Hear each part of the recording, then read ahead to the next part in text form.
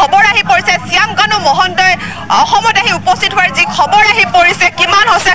সেয়া কিন্তু আৰক্ষীয়ে তদন্ত কৰিব লাগে যেহেতু এছআইটি দল গঠন কৰি দিয়া হৈছে এছআইটি দলে তদন্ত চলাব লাগে শ্যাম কানু মহন্তক মাতি আনি জেৰা চলাব লাগে যিটো সময়ত এছআইটি দলে তেওঁক প্ৰশ্ন কৰিব লাগিছিলে সেই সময়ত কিন্তু এতিয়ালৈকে কোনো ধৰণৰ প্ৰশ্ন কৰা দেখিবলৈ পোৱা নগ'ল কিয় আৰক্ষী আহি তেওঁক তদন্ত চলোৱা নাই কি কাৰণে কেনেকৈ ঘটনা সংঘটিত হ'ল যিহেতু এতিয়াও ৰহস্য আঁৰত আছে জুবিন গাৰ্গৰ মৃত্যুৰ ঘটনা কোটি কোটি জনতাই বিচাৰিছে কোটি কোটি জনতাই যিহেতু দেখিবলৈ পোৱা গৈছে সামাজিক মাধ্যমতে হওক বা তেওঁলোকে ওলাই আহি বিচাৰিছে যে শ্যাম কানু মহন্তই স্পষ্ট কৰক কি কাৰণে তেওঁ যি ৰক্ষণাবেক্ষণ দিব লাগিছিলে হাঁহি হাঁহি যোৱা জুবিন গাৰ্গক মৃতদেহ হিচাপে লৈ অহা হ'ল সেয়া যিহেতু দেখিবলৈ পাইছিলে ভিডিঅ'টো স্পষ্ট আছিলে জুবিন গাৰ্গে খুব সুন্দৰকৈ হাঁহি হাঁহি তেওঁ গৈছিলে সেই ক্ষেত্ৰত জুবিন গাৰ্গ যে তাত যিটো তেওঁ দায়িত্ব ল'ব লাগিছিলে জুবিন গাৰ্গক পানীতে যাওক বা সাগৰত যাওক যি দায়িত্ব ল'ব লাগিছিলে সেই সময়ত তেওঁ লগত থাকিব লাগিছিলে সেই সময়ত কিন্তু কোনো ধৰণৰ দায়িত্ব লোৱা দেখিবলৈ পোৱা নগ'ল তাতকৈ ডাঙৰ প্ৰশ্ন হৈছে যিহেতু নিশিতা গোস্বামীয়ে স্পষ্ট কৰিছে যে জুবিন গাৰ্গৰ যেতিয়া এই বেয়া খবৰটো আহি পৰিছিলে সেই সময়ত কিন্তু শ্যাম কানু মহন্তই তেওঁ মিটিঙত ব্যস্ত হৈ থাকিলে কেনেকৈ তেওঁ মিটিং কৰিব পাৰিলে সেই সময়ত যিটো সময়ত তেওঁ গৈ হাস্পতালত গৈ তেওঁ থাকিব লাগিছিলে সেই সময়ত কিন্তু তেওঁ মিটিঙত যেন ব্যস্ত হৈ পৰিলে কোনো ধৰণৰ যেন গুৰুত্ব দিয়া দেখিবলৈ পোৱা নগ'ল যিহেতু ন্যায় বিচাৰিছে ৰাইজে ন্যায় বিচাৰিছে এজন দুজন নহয় কোটি কোটি জনতাই ন্যায় বিচাৰিছে উত্তৰ লাগিবই বুলি কৈছে কিন্তু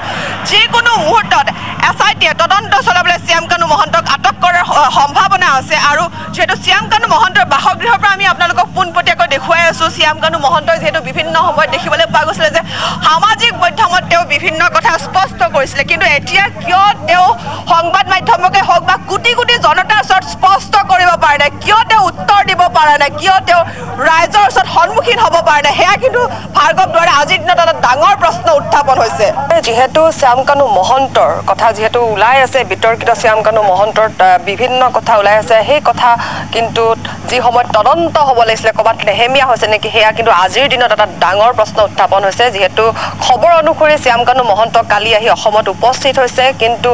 যদি তেওঁৰ আমি যিহেতু বাসগৃহত আহি উপস্থিত হৈছোঁ ৰাজপথত যি কাৰ্বি পথ সেই কাৰ্বি পথৰ ওচৰতে কিন্তু দেখিবলৈ পোৱা গৈছে যথেষ্ট আৰক্ষী মোতায়েন কৰা হৈছে ৰক্ষণাবেক্ষণ দিয়া হৈছে নেকি সেয়া কিন্তু আজিৰ দিনত এটা ডাঙৰ প্ৰশ্ন উত্থাপন হৈছে ভাৰ্গৱ দুৱাৰা আৰু সেই বাসগৃহত আহি আমি উপস্থিত হৈছোঁ শ্যাম কানু মহন্তৰ বাসগৃহত যিহেতু শ্যাম কানু মহন্তই দেখিবলৈ পোৱা গৈছিলে যে সামাজিক মাধ্যমত বিভিন্ন কথা তেওঁ স্পষ্ট কৰিছিলে কিন্তু এতিয়াও সংবাদ মাধ্যমৰ ওচৰত কিয় তেওঁ কোনো ধৰণৰ তথ্য দিব পৰা নাই কিয় অসমবাসীৰ ওচৰত তেওঁ মুখ খুলিব পৰা নাই সেয়া কিন্তু আজিৰ দিনত এটা ডাঙৰ প্ৰশ্ন উত্থাপন হৈছে আৰু যিহেতু কালি নিশিতা গোস্বামীয়ে উত্থাপন কৰিছিলে যে যি সময়ত জুবিন গাৰ্গ অসুস্থ হৈ পৰিছিলে জুবিন গাৰ্গক হাস্পতাললৈ নিয়া হৈছিলে মৃত্যুৰ খবৰ আহি পৰিছিলে সেই সময়তে কিন্তু শ্যাম কানু মহন্তই মিটিঙত ব্যস্ত হৈ আছিলে সেয়া কিন্তু যিহেতু কালি স্পষ্ট কৰিছে নিশিতা গোস্বামীয়ে কেনেকৈ পাৰিছে হাৰ্থ জুবিন গাৰ্গৰ মৃত্যুৰ খবৰ পোৱাৰ পিছত কেনেকৈ তেওঁ মিটিঙত ব্যস্ত হৈ থাকিব পাৰিলে সেয়া কিন্তু এটা ডাঙৰ প্ৰশ্ন ৰাইজৰ মাজত উত্থাপন হৈছে যিহেতু সকলোৱে ন্যায় বিচাৰিছে সকলোৱে কি কাৰণত জুবিন গাৰ্গ কেনেকৈ মৃত্যু হ'ল সেয়া কিন্তু স্পষ্ট কৰিবলৈ যিহেতু চৰকাৰক দাবী উত্থাপন কৰিছে আৰু যি এছআইটি তদন্ত গঠন কৰা হৈছে এছআইটি তদন্ত কিমান আগবাঢ়িছে যিহেতু শ্যাম কানু মহন্তক যিকোনো মুহূৰ্তত আৰক্ষীয়ে সোধপোছ কৰাৰ সম্ভাৱনা আছে যিকোনো মুহূৰ্তত সিদ্ধাৰ্থক সোধপোছ কৰাৰ সম্ভাৱনা আছে যিহেতু খবৰ অনুসৰি সিদ্ধাৰ্থ হেনো শ্বিলঙত আহি উপস্থিত হৈছে কিন্তু কিয় এতিয়ালৈকে তেওঁক কোনো ধৰণৰ জেৰা চলোৱা নাই কিয় তেওঁক আটক কৰিব পৰা নাই সেয়া কিন্তু এটা ডাঙৰ প্ৰশ্ন ৰাইজৰ মাজত উত্থাপন হৈছে ভাৰ্গৱ দুৱাৰা যদি চাবলৈ যায় যিকেইটা ক্লিপ ভিডিঅ' স্পষ্টকৈ ওলাই পৰিছে সেই ক্লিপকেইটাত কিন্তু স্পষ্টকৈ দেখিবলৈ পোৱা গৈছিলে যে কেনেকৈ জুবিন দাক পানীৰ মাজলৈ যাবলৈ দিয়া হৈছিলে তাত কিন্তু কোনো ধৰণৰ জুবিন দাই জোৰ কৰা নাছিলে যে পানীৰ মাজত যাবলৈ কিন্তু কাষত যিসমূহ লোক আছিলে সেই লোকসকলেহে কোৱা দেখিবলৈ পোৱা গৈছিলে যে পানীৰ মাজলৈ গা ধুবলৈ যাবলৈ তেওঁক কেনেধৰণে ব্যৱস্থা কৰি দিছিলে তাৰ উপৰি এটা কথা উল্লেখ কৰিব লাগিব লাইফ জেকেট খুলি কেনেকৈ পানীৰ মাজত তেওঁলোকে নামিবলৈ দিলে যিহেতু সিদ্ধাৰ্থ শৰ্মাই বিভিন্ন সময়ত জানিছিলে যে পানীৰ মাজত যোৱা নিষেধাজ্ঞা কৰিছিলে যিহেতু বিভিন্ন সময়ত চিকিৎসকে কৈছিলে যে পানীৰ মাজত যাবলৈ নিদিয়ে বা জুইৰ ওচৰত যাবলৈ নিদিয়ে সেই সময়ত কিন্তু সিদ্ধাৰ্থে কিয় পানীৰ মাজত যাবলৈ বাধা নিদিলে সেয়া কিন্তু এটা ডাঙৰ প্ৰশ্ন ৰাইজৰ মাজত উত্থাপন আছে যিহেতু যিটো সময়ত দেখিবলৈ পোৱা যায় গাৰ ছাটোৰ নিচিনাকৈ সিদ্ধাৰ্থ একেলগতে থাকে সেই সময়ত কিয় জুবিন গাৰ্গক মানা নকৰিলে কিয় তেওঁক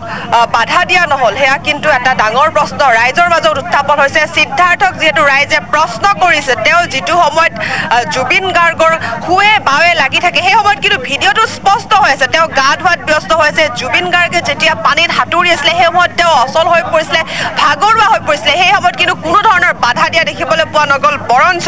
পানীৰ মাজত যাবলৈ ঠেলিহে দিয়া হল হেয়া কিন্তু স্পষ্ট হৈছে ভিডিঅ' ক্লিপ কিটা যদি আপোনালোকে ভালকৈ চাই তাত কিন্তু জুবিন গাৰ্গে পানীত নামিবলৈ কোনো বিচৰা নাছিলে কিন্তু বৰঞ্চ যিসমূহ কাষত মানুহ আছিলে শেখৰে হওক বা সিদ্ধাৰ্থে হওক তেওঁলোকে কিন্তু পানীৰ মাজত নামিবলৈ যেন বাধ্য কৰাইছিলে কৰবাত তেনেকুৱা দেখিবলৈ পোৱা গৈছিলে আৰু শ্যাম কানু মহন্তই কেতিয়া উত্তৰ দিব শ্যাম কানু মহন্তই কেতিয়া স্পষ্ট কৰিব কি হৈছিলে ঘটনাটো কিন্তু যেটো সময়ত দেখিবলৈ পোৱা গৈছিলে সামাজিক মাধ্যমত শ্যাম কানু মহন্তই বিভিন্ন ধৰণৰ কথা লিখি আছিল কিন্তু সেই সময়ত শ্যাম কানু মহন্তই বাহিৰলৈ ওলাই আহি কিয় ৰাইজৰ সন্মুখীন হ'ব পৰা নাই কিয় সংবাদ মাধ্যমক জনাব পৰা নাই যে কি কাৰণত কি ঘটনা সংঘটিত হৈছিল যেহেতু নিশ্চিতা গোস্বামীয়ে কালিৰ